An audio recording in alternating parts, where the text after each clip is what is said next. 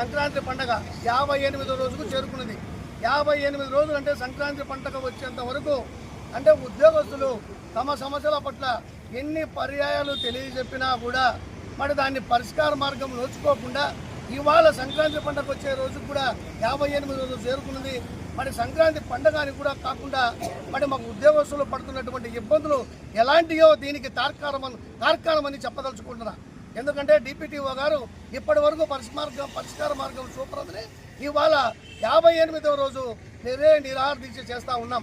అంటే పండగ పబ్బము ఏమీ లేకుండా భార్య పిల్లలు మరి వచ్చినటువంటి బంధువులు ఎవరైతేనేమి మల్లుళ్ళు మనవళ్ళు మనవరాళ్ళు సంక్రాంతి పండుగ మనకు ఆర్టీసీలో ప్రతి ఉద్యోగానికే కాదు మన ప్రభుత్వంలో ప్రతి ఉద్యోగస్తునికి కూడా ఇవాళ కన్నుల పండుగ చేసుకునేటువంటి పరిస్థితి ఇవాళ మనం చూస్తూ ఉన్నాం.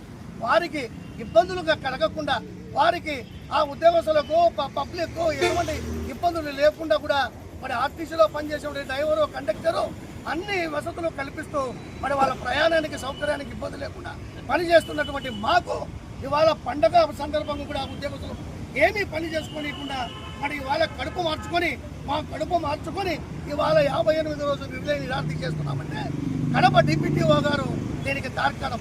ఎందుకంటే మాకు రావాల్సినటువంటి సంస్కరణలు నాకు చట్టపరంగా రావాల్సినటువంటి చర్యలు ఏవైతే ఉన్నాయో ఏ ఒక్కటి పరిష్కార మార్గం చూపించలేదు.